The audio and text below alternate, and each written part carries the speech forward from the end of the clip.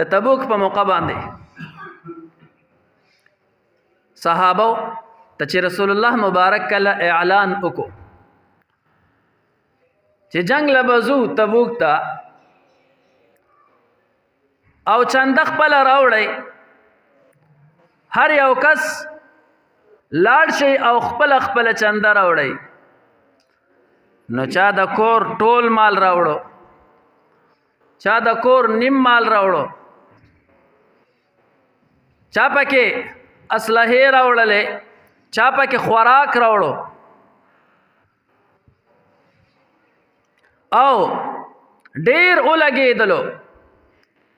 د هغه مالونو نه کم چې صحابه وروړي وو هر یو صحابي دا غوښتل چې د الله په لار کې زما د مال استعمال شي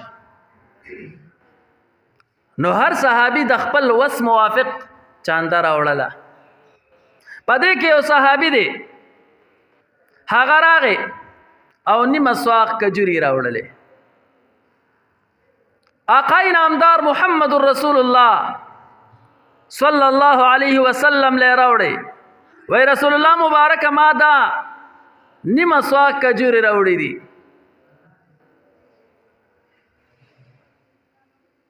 او دا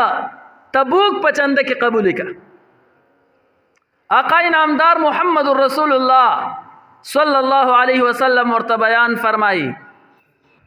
وای دا نیم سوا کجوري تا د کم ځای نه راوړې دغه صحابي ورته وای رسول الله مبارک زه غریب سړی یم زما وس نه کیږي زما باغ نشتا زما پټی نشتا زما جایداد نشتا رسول الله مبارکه بیگا زلاړما او ټول شپه می د يهودي باغ وبکاو اوس هغه د دې وخت وبکول خو نو چې هغه ته بن کولو کو دلته ورته نیر را کولو کو دلته ورته جنریټر لګاو دلته ورته ټوبیل ولګاو نه هغه وبکول د باغونو د پټو هغه ډیر زیات ګران وبکول پس باندې په بورقو باندې او بورقه بس و د اوخ د سرمنې نه به جوړه وسه دغه صحابي وای رسول الله مبارک ما د يهودي باغ وبکړې ټول شپه او یو بورقه به مې راوخکله په یو بورقه باندې به ما ته یو کجوره ملاوي ده دغه کجوره ما اخودله او دغه ټول شپه مې د باغ وبکو نو ما ته یو سوا کجوره ملاو شوې رسول الله مبارک زما کور کم سنو ز فقیر ما ز غریب ما سره کور کم سنو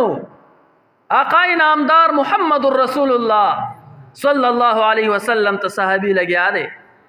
نو نیمه کجوري ما خپل کور ته وړلې چې زما اخلو عیال باغی باندې گزارو او دغه نیمه کجوري ما دل تروړې په چنده کې آقا نامدار محمد رسول الله صلی الله علیه وسلم اعلان کوي اے زما صحابو دې صحابي نیمه سواک کجوري راوړي دي نور صحابو خو لوی مالونه راوړو آقا نامدار محمد رسول الله صلی الله علیه وسلم اعلان کوي راشي دا کجوري په دې تمام مال باندې وشینده او خوري کوي په د دې صحابي په دې کجوري کې دومره اخلاص ته چې سو پورې دا کجوري تاسو په دغه نور مال کې نه اچولې الله رب ذوالجلال دغه تمام مال نه قبلې د دې په برکت باندې به دا تمام مال قبول شي اخلاص په دغه کجورو کې اخلاص موجود دی